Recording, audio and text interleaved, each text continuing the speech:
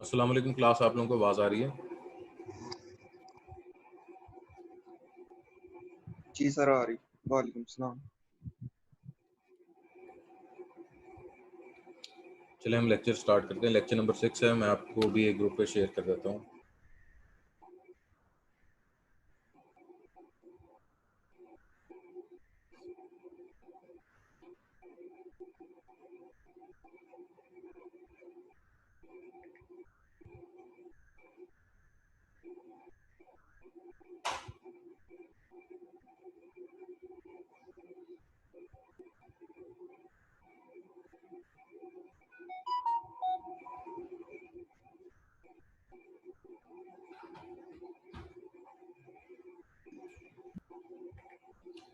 Class जो lecture है वो आपके साथ ग्रुप पे शेयर कर दिया गया, तो मैं अब इसको रीड आउट करना शुरू करता हूँ। जो लेक्चर हमारा वो है ऑर्गेनाइजेशन और टीम स्ट्रक्चर के बारे में। Team, what is a team? By team we usually mean group of people who are working together in the same in the same space at the same location. The term project team is used to refer all the people working on a common project who may sit in different working groups at some distance from each other. जो team है वो collection of people है जो कि किसी न किसी एक टास्क को परफॉर्म करें, और अगर वो टास्क किसी प्रोजेक्ट का तो उसको प्रोजेक्ट टीम कहेंगे. Becoming a team, just throwing people together will not immediately enable them to work together as a team.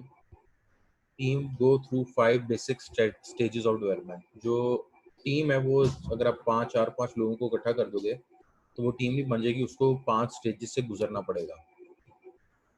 वो 5 स्टेजेस कौन सी हैं? What are the 5 stages of becoming a team member? सबसे पहले forming. Member of group get to know each other and try to set up some ground rules about behavior. सबसे पहले जो तमाम team members हैं वो एक दूसरे को इंट्रोड्यूस कराएंगे और तमाम के तमाम किसी न किसी कॉमन अंडरस्टैंडिंग पे आएंगे जो कि उनके आपस के दरमियान का कम्युनिकेशन प्रोटोकॉल होगा या फिर एथिकल प्रोटोकॉल होगा. उसके बाद है जी स्टॉर्मिंग.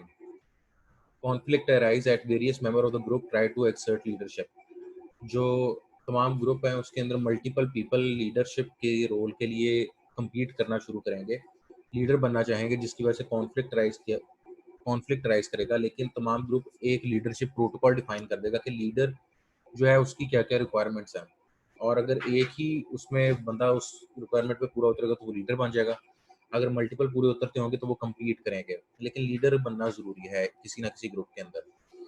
जब एक बार लीडर कंप्लीट बन जाएगा तो उसके बाद हमारे पास अगला स्टेप आता है नॉर्मिंग का. conflicts are largely settled and a feeling of group identity emerges. जो कॉन्फ्लिक्ट है वो सेटल हो जाएगा और ग्रुप के अंदर आइडेंटिटी इमर्ज होगी. अब ग्रुप के अंदर जो इंडिविजुअल आइडेंटिटीज है वो क्लियर हो जाएगी कि किसका क्या रोल है, लीडर का क्या रोल है, और लीडर असाइन कर देगा कि किस शख्स का क्या रोल है. अगर कोई डिजाइनर है तो उसने क्या काम करना है, अगर कोई डेवलपर है उसने क्या काम करना है, अगर कोई नेटवर्क एडमिनिस्ट्रेटर है उसने क्या काम करना है. नॉर्मिंग के बाद अगला टास्क आ जाता है परफॉर्मिंग का. The emphasis now on the task at hand. जब एक दफा सारों को अपने रोल्स पता चल गए हैं, टीम ऑर्गेनाइज हो गई है, तो उनका ऑब्जेक्टिव ये होगा कि जो टास्क मिला हुआ है उसको अच्छे तरीके से परफॉर्म करके कंप्लीट करें. और जब एक दफा वो टास्क कंप्लीट हो जाएगा तो टीम एंड पे ब्रेक डाउन हो सकती है, जिसको हम प्रोसेस को हम कहते हैं एडजर्निंग. अच्छा, इस प्रोसेस के अंदर क्योंकि टीम का ऑब्जेक्टिव जो था, कॉमन ऑब्जेक्टिव, वो कंप्लीट हो गया कि जी टास्क था, ये टास्क कंप्लीट हो गया, तो टीम जो है वो डिसअसेंबल हो सकती है. Organisation and team structure. Large software development companies are usually organized into departments. Each department usually handles several projects at any time, and each project is assigned to a separate team of developers. Working of any organization is significantly affected by departmental structure and team structure.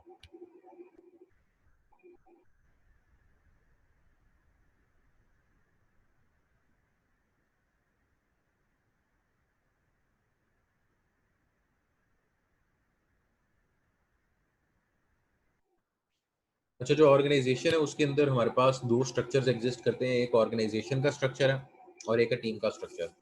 ये दोनों structure जरूरी हैं software house की performance के लिए. Organisational structure या जो departmental structure है वो है how department is organised into teams. There are two ways a department is organised, functional formation and project formation.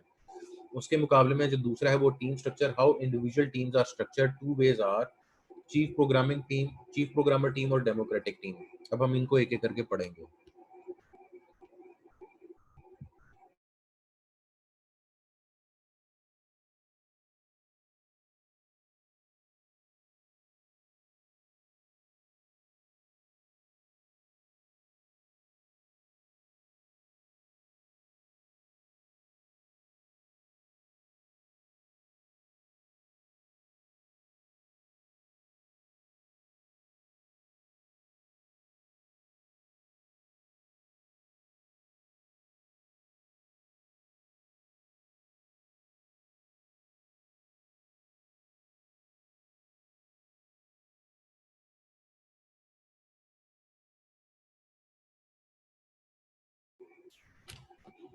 आगे आ गया जी अब हमारे पास डिपार्टमेंटल स्ट्रक्चर, जिसकी दो टाइप्स हैं, functional format and project format.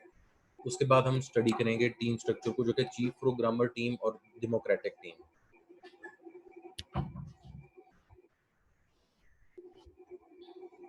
पहले आ गया जी functional format. Describe functional departmental structure.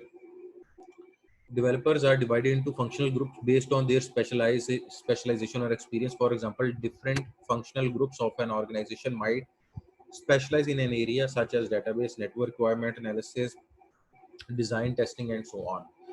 And every developer in organization would belong to some functional group depending on his expertise.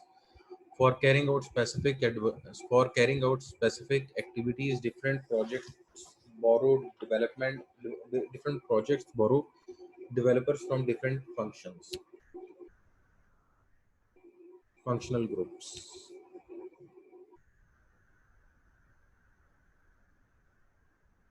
अच्छा जी, जो हमारे पास डिपार्टमेंटल स्ट्रक्चर है, ये बेसिकली ऐसा स्ट्रक्चर है जिसके अंदर जो डिपार्टमेंट है वो अपने कंट्रीब्यूशन या अपने प्रोफेशनल जो उसका स्किल है उसकी बेस पे बनेंगे। मिसाल के तौर पे अगर एक सॉफ्टवेयर हाउस है तो उसमें जी एक ग्राफिक्स डिपार्टमेंट है, एक प्रोग्रामिंग डिपार्टमेंट है, एक नेटवर्क्स डिपार्टमेंट है, एक डेटाबेस डिजाइनिंग का डिपार्टमेंट है। तो ये डिपार्टमेंट अपने स्किल की बेस पर कलेक्शन ऑफ पीपल को कहेंगे हम।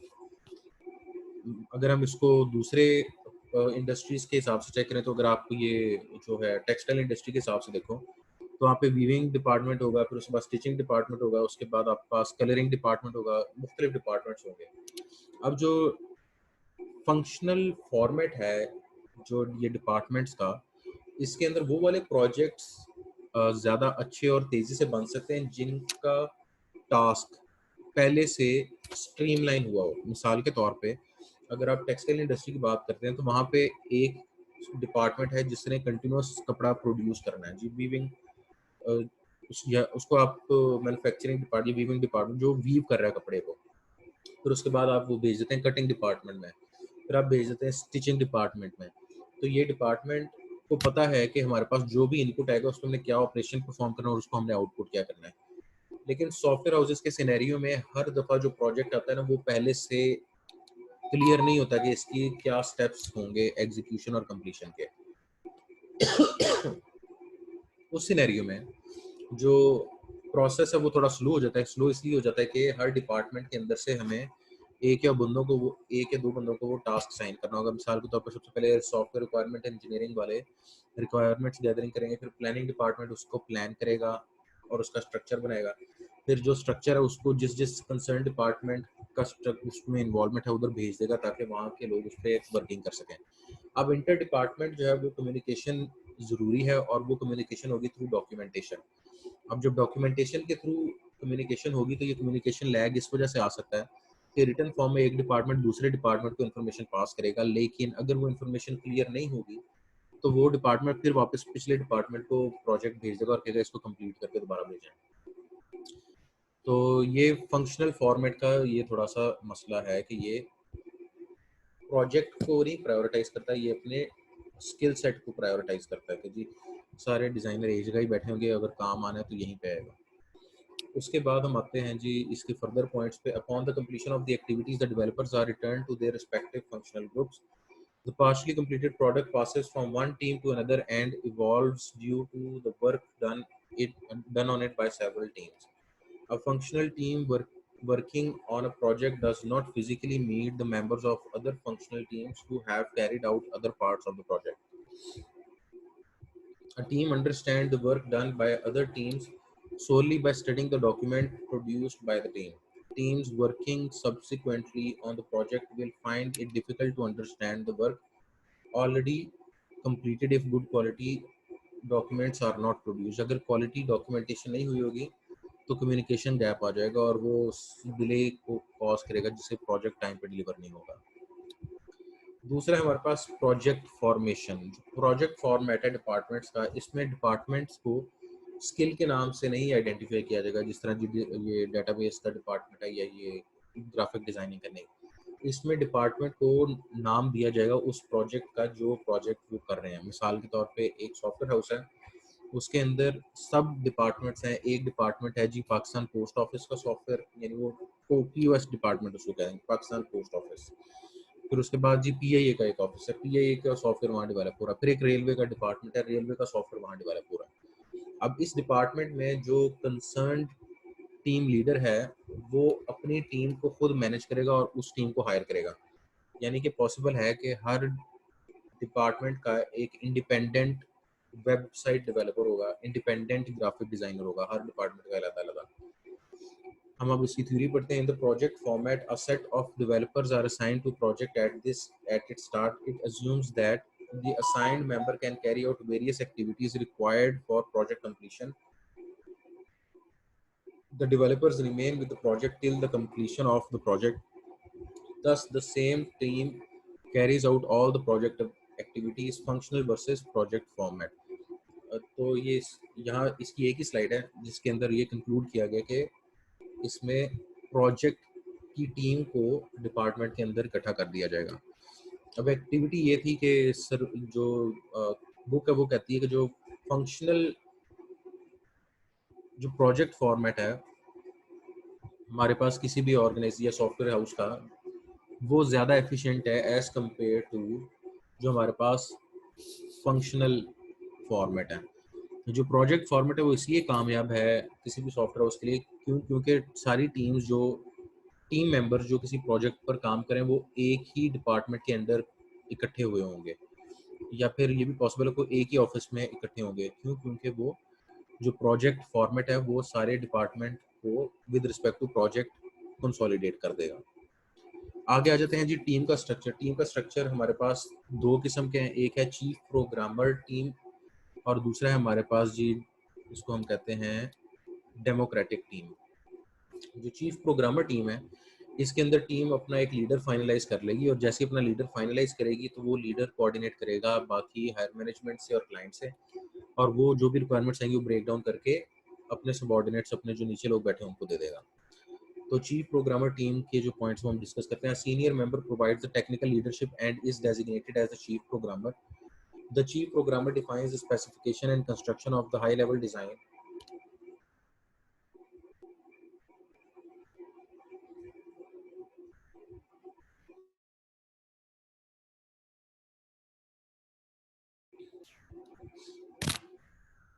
The chief programmer defines the specification and construction of the high level design. Then partitions the remaining tasks such as detailed design, coding, testing, and documentation into many smaller tasks and assigns them to the team members. He also verifies and integrates the work completed by different team members.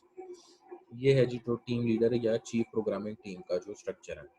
दूसरा हमारे पास है democratic structure. Democratic structure के अंदर कोई एक team leader नहीं होगा जिसकी सारी स्टार्ट से लेके एंड तक ड्यूटी होगी। जो टीम लीडर का रोल है वो कोई भी प्ले कर देगा। क्योंकि हर एक प्रोग्रामर ने अपने आप को और दूसरों को जो लेटेस्ट प्रोग्रेस है उससे अप टू डेट रखा होगा। अब टीम लीडर इनमें से कोई ना भी कोई एक बन जाएगा, लेकिन जरूरी नहीं कि वो स्टार्ट से लेके एंड तक हो, वो कोई भी प्रोग्रामर टीम लीडर का रोल प्ले कर सकता है। Democratic team structure does not enforce any formal team hierarchy. Decisions are taken on the basis of discussion where any member is free to discuss with any other member. A manager provides the administrative leadership. Different members of the team provide technical leadership at different times. A lot of debate and discussion take place among team members. A significant overhead is experienced for large teams. अच्छा class हमारा ना अब यहाँ पे lecture and हो गया है। जो स्लाइड में रेड अंडरलाइन किए हुए वो आपके क्वेश्चंस हैं। वो क्वेश्चंस आपने पेपर के लिए तैयार करने हैं। आप लोगों को क्वेश्चन है तो आप लोग मुझसे पूछ लें। अस्सलाम वालेकुम सर। सर ये जो स्लाइड आपने सेंड की है ना हमें, सर इसके अंदर क्वेश्चंस नहीं लिखे हुए, लेकिन जो स्लाइड आप पढ़ा रहे हैं उसके अंदर क्वेश्चंस लिखे हुए हैं। बिल्कुल, जो मैंने स्लाइड भेजी है ना वो बेसिकली ये हाईलाइट करने से पहले की है। मीनवाइल आप लेक्चर लेते रहें, जैसे ही लेक्चर एंड होता है ना, अब इसके आगे अभी ये तो मैंने 16 स्लाइड तक के अंदर क्वेश्चन डाले हैं। अब ये टोटल स्लाइड्स हैं 48। जैसे जैसे हम स्लाइड्स पढ़ेंगे मैं उस दिन के क्वेश्चंस उसी दिन डाल दूंगा। जब एक बार लेक्चर एंड हो जाता है तो जो अपडेटेड स्लाइड होती है वो मैं दोबारा ग्रुप में शेयर कर देता हूँ। जिस तरह आपको मैंने जिप फाइल एक शेयर की हुई है 1 से लेके 4 तक की स्लाइड का। जब हमने वो पढ़ ली थी और उनको हमने फाइनल कर लिया था कि कौन सा क्वेश्चन हमने पेपर के स्कोप में डालना है, कौन सा नहीं डालना, तो फिर मैंने उस टाइम शेयर कर दिया था।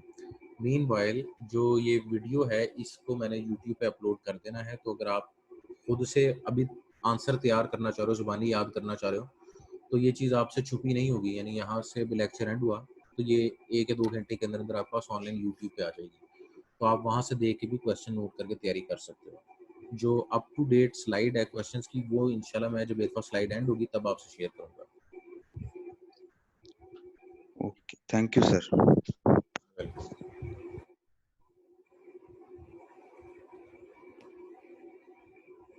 चलो ठीक है स्टूडेंट्स, मैं उम्मीद करता हूँ आप और आपके घर वाले सब खैरियत से होंगे। खुदा न खास्ता अगर किसी पर मुश्किल वक्त है, अल्लाह पाक उस मुश्किल वक्त को आसान कर दे। मुझे, दोस्तों को, घर वालों को, रिश्तेदारों को, सबको अपनी दुआ में ज़रूर याद रखें। और मोमेंट जो है वो नाउमीद नहीं होता। ओके स्टूडेंट्स, अल्लाह हाफिज़।